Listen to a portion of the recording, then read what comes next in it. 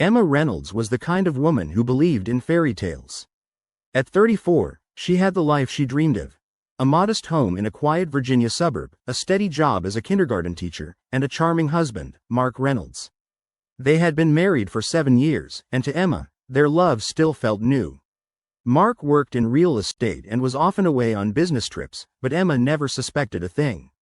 Emma had always been trusting. Her parents had divorced when she was 9, and she had vowed never to live a life filled with secrets.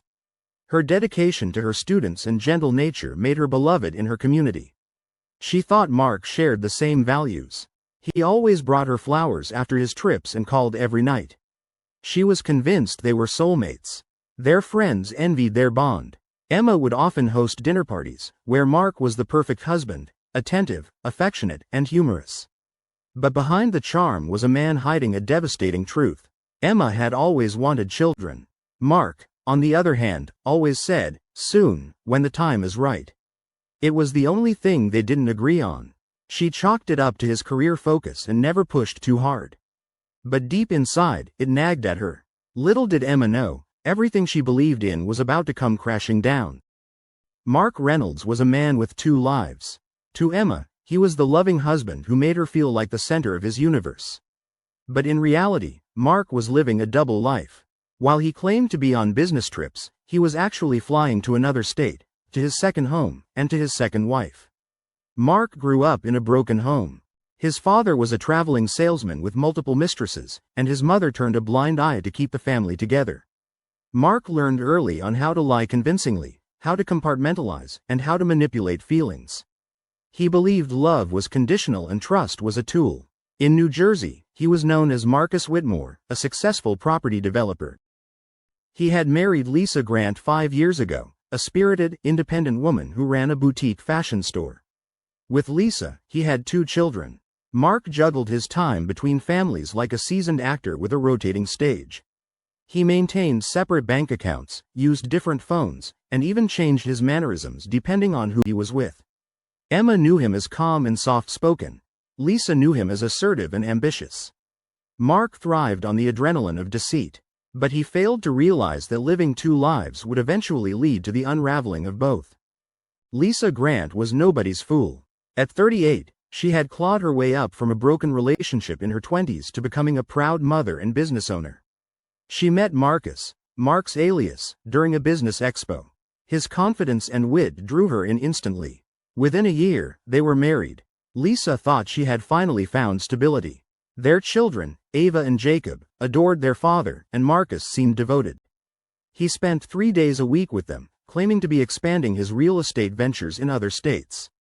Lisa trusted him, until little signs began to appear. There were times he wouldn't answer her calls for an entire day. He had credit card statements with charges from towns he never mentioned visiting. Once, Lisa found a receipt for a women's perfume she didn't wear. When questioned, Marcus brushed it off as a client gift. Unlike Emma, Lisa was more skeptical. She began quietly taking notes, archiving unusual activity, and waiting for a pattern to emerge. She didn't want to believe the man she loved was capable of betrayal. But she had learned from her past not to be naive. What she discovered would not only shatter her world but ignite a chain of events. One rainy evening, Emma received an anonymous message in her inbox. It read, "Your husband isn't who he says he is. Look up Marcus Whitmore, New Jersey." At first, she dismissed it as a cruel prank. But curiosity gnawed at her. That night, while Mark slept beside her, Emma quietly took his phone. Locked. That had never happened before. Her heart pounded. She waited until he left for another business trip. She then opened her laptop and searched for the name. The results made her stomach drop. A Facebook page with Mark's face, only under the name Marcus Whitmore. Beside him stood a woman, smiling, with 2 young children. Her world tilted. Emma stared at the screen in disbelief. The wedding photos were there. Pictures of birthdays, family outings, beach vacations. All while she had been waiting at home, believing she was his only love. Shock turned to numbness, then rage. She printed every image, every piece of proof she could find. She needed answers. She needed the truth. And more than anything, she needed to confront the man who shattered her soul. When Mark returned home, Emma was waiting. The printed photos lay in a neat stack on the kitchen table. The silence was thick with tension. "What is this, Mark? Or should I say Marcus?" she asked, her voice barely above a whisper. Mark's face drained of color. He stammered, tried to laugh it off, then attempted to twist the truth. "Emma, it's complicated. You don't understand. I didn't mean for it to happen this way. Didn't mean for what to happen. You married another woman. You have kids with her. You lied to me for years," she screamed, slamming her hand on the table. He tried to explain how it started with a lie that spiraled out of control. How he never meant to hurt her. But Emma was done listening. The man she loved had never existed. Every kiss, every memory, every plan for the future, it was all a lie. She asked him to leave. Mark didn't fight it. He packed a small bag and walked out, mumbling apologies that fell on deaf ears. Emma collapsed onto the floor, sobbing. The love of her life was nothing more than a well-constructed illusion. Emma's days blurred into one another. She stopped going to work, turned off her phone, and barely ate. Friends checked in, but she kept her pain private. How do you tell people that your entire marriage was a lie? That you were the other woman and never even knew it? Her mind raced. Was it her fault? Was she too trusting? Did she miss signs? Shame consumed her. Nights were the worst. Replaying old memories now tainted by betrayal. The anniversaries, the whispered I love yous, the morning coffees, all fake. She started keeping a journal. It was the only way to process the storm inside her. Page after page, she poured out her heartbreak and rage. One entry stood out. "He stole my life. He made me a fool. And he still gets to live like nothing happened. That's not justice." Emma wasn't just grieving a relationship. She was unraveling a truth that would change who she was forever. Meanwhile, Lisa had hired a private investigator. She had grown tired of playing detective herself. The information came back faster than expected. Marcus Whitmore didn't exist on paper. No valid ID, no tax records, no official documents. But Mark Reynolds did. Lisa was stunned. She traced Mark back to Virginia and found the marriage certificate between him and Emma Reynolds. Her heart dropped. The betrayal cut deep. Her marriage, too, had been a sham. She debated what to do. Confront him? Tell Emma? The children were her biggest concern. How would they understand? They loved their father. And Lisa still loved him, though now, that love felt poisoned. Mark tried to keep both women at bay. He claimed to love them both. He texted Emma with apologies and promises of therapy, repentance, and change.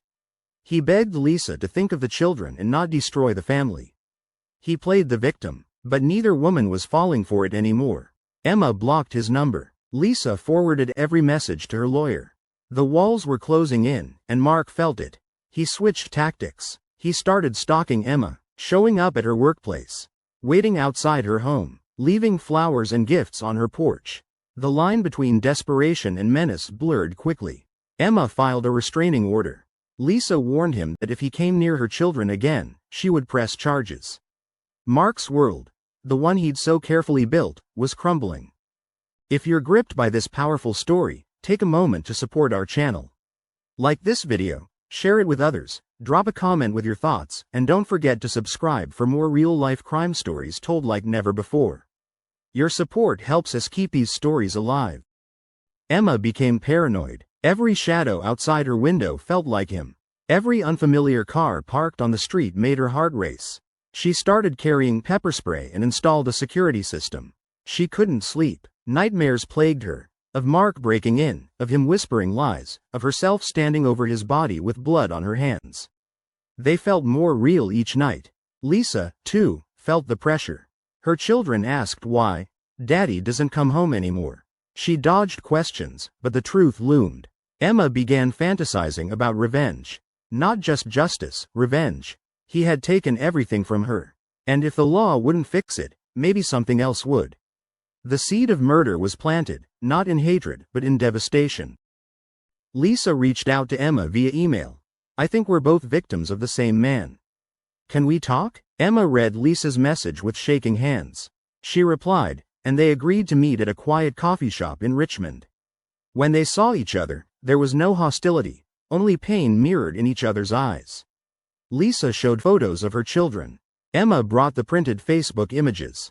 They sat for hours, piecing together timelines, locations, lies. It was surreal, like discussing a movie plot neither had auditioned for.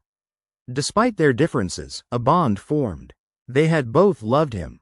They had both been lied to.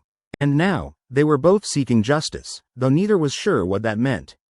Before parting, Lisa said, "I want to ruin him, Emma. He can't get away with this." Emma nodded. "He won't." Mark, now oscillating between Emma's heartbreak and Lisa's silence, was unraveling. He stayed at a cheap motel outside Baltimore, nursing his wounds with whiskey and regret. For the first time, he wasn't in control. He tried to call Lisa. No answer. Emma had blocked him entirely. His charm had worn thin, and all he had left were lies, and they were finally catching up to him. At work, his clients were asking questions about his erratic behavior. Colleagues noticed his distracted nature and missed meetings. He was paranoid. Convinced Lisa and Emma were conspiring against him, he began tailing Lisa's boutique in secret. One evening, he saw the two women inside together, laughing, planning. His chest tightened with fury. His empire of deceit was crumbling. Mark wasn't ready to face the consequences. And that made him dangerous. Lisa, always the pragmatic one, insisted they involve the authorities. "If he snaps, we need protection," she said. Emma agreed. They filed separate police reports, detailing the emotional manipulation and double life. While not criminal on its own, it established a record. The detective they spoke to, Officer Grady, took notes carefully. He warned them to be cautious. "Men like him don't like losing control," he said. He gave them his card and encouraged them to call if Mark showed up unexpectedly. Lisa installed a camera system at her boutique and her home. Emma changed the locks and moved in with her sister temporarily. The two women kept in constant contact, updating each other daily. Mark had no idea the net was tightening around him. But as much as they prepared, nothing could ready them for what Mark was planning in the shadows. Then one morning, Lisa didn't show up to open her store. Emma called. No answer. She called again. Nothing. Panic gripped her. Emma drove to the boutique and found the front door locked, lights off. Lisa's car was still in the lot. She called the police, and within the hour, officers were combing through the area. The back door was ajar. Inside, the boutique was eerily silent, no signs of a struggle, but no Lisa either. Emma's heart raced. This wasn't like Lisa. She was cautious, prepared. Something was wrong, very wrong. Her thoughts turned immediately to Mark, the man who had fooled them both, now possibly unhinged. As the sun dipped below the horizon, Emma was left with a chilling thought. Had their confrontation already begun, and ended, in violence? The boutique was cordoned off with yellow tape. Officers came and went, taking notes and asking questions. Emma sat in the back of a patrol car, her hands trembling as she recounted the events of the last few weeks. Officer Grady arrived on the scene and quickly took control. "I want to help you," he said, his voice steady. "But if Mark is involved, we'll need more than suspicions. We need something concrete." Emma nodded, her mind racing. She remembered the camera system Lisa installed. "The footage," she said suddenly. "There's a security system. It backs up to the cloud." Hours later, they retrieved the footage. What they saw was chilling. The night before Lisa vanished, a man in a hoodie had approached the back door. He used a key. Inside, Lisa seemed startled but not frightened. It was Mark. The footage showed Mark and Lisa talking. He was animated, she was cautious. They moved to the back room. The camera angle only caught their shadows. 15 minutes later, he exited alone, looking over his shoulder. Officer Grady issued a bolo. "Be on the lookout for Mark." His phone was off, his car missing. Emma checked into a hotel under a false name, fearful Mark might come after her next. The fear was real now, not just a possibility. Emma began digging through Mark's past. She called his workplace. He'd quit 2 days before Lisa vanished. She spoke with his former friends. Many had distanced themselves years ago, citing uncomfortable behavior. A pattern was forming, a dangerous one. 2 days later, police received a tip. A woman had seen a man matching Mark's description entering an abandoned farmhouse 20 miles outside town. Officers responded swiftly. What they found was disturbing. The farmhouse was empty upstairs, but the cellar door had a new padlock. Inside, Lisa was found, weak, dehydrated, but alive. She had been tied up, a gag across her mouth, bruises on her wrists. Her eyes widened with relief as she saw Officer Grady. She whispered one word. Mark. Lisa was rushed to the hospital. Emma met her there, tears streaming down her face. You're safe now, Emma whispered, gripping her friend's hand. But Mark was still out there. With Lisa safe, the manhunt for Mark intensified. The farmhouse had been rented under a fake name, cash only. Mark had planned this. He had no intention of stopping. Officer Grady coordinated with federal agents. They tracked financial records, airport surveillance, and even social media posts. Emma and Lisa were placed under 24-hour protection. Mark had become a ghost. But ghosts leave traces. Then, a breakthrough. A camera at a truck stop in Delaware captured a blurry image. Mark, filling gas in a stolen vehicle. He was heading south. They set the trap in North Carolina. Officer Grady had figured out Mark's pattern. He always returned to familiar places. An ex-girlfriend's cabin in the woods became the bait. Lisa agreed to make a call, posing as someone else. It's safe. No one's looking for you. Meet me. Mark showed up just before midnight. Alone. Arrogant. But the woods lit up with flashlights and officers shouting commands. He ran. But this time, he didn't get far. Tackled to the ground, Mark was finally arrested. As he lay in cuffs, face pressed to the dirt, he looked up and saw Lisa standing nearby. She didn't flinch. Justice was coming. And this time, it wouldn't be denied. Mark sat under the harsh fluorescent light, his hands cuffed to the metal table. The room was silent, save for the faint buzz of the ceiling fan. Officer Grady entered, a folder in hand and a look that said everything. This wasn't going to be easy for anyone. You've got a lot to answer for, Grady began, laying out photos, Lisa's bruised face, the footage from the boutique, and evidence from the farmhouse. Mark remained silent, his jaw clenched. Hours passed. Mark dodged, deflected, denied. But the evidence spoke louder than his lies. Eventually, he snapped. I just wanted to be free, he shouted, veins bulging. I never wanted it to go this far. But it had. It had gone further than even he imagined. 2 women betrayed, a life built on deceit, and now a kidnapping charge. The interrogation would be the first step in what promised to be a long legal battle. Emma was the first to take the stand when the pre-trial hearings began. Dressed in black, her posture steady, her voice firm, she detailed her marriage to Mark, the betrayal, and the emotional toll it had taken. The courtroom was packed. Journalists scribbled in notebooks, and every sigh and whisper echoed through the room. Emma never faltered. She looked directly at Mark as she described the day she found out about Lisa. He destroyed 2 families, she said. But we survived him. Mark avoided her gaze. The charm he once wielded like a weapon was gone, replaced by a hollow shell of a man finally exposed. Emma stepped down to quiet applause. Her strength had become a symbol. For Emma, this wasn't just about punishment. It was about truth. Lisa's testimony was even more harrowing. She walked slowly to the stand, her movements still careful, her strength returning day by day. When she looked at Mark, it was not with fear, but resolve. She recounted the moment he showed up at the boutique, how he tricked her into trusting him for one last conversation. Then she described the cellar. The dampness, the darkness, the fear. I thought I was going to die, Lisa whispered. And the man I loved was the one who put me there.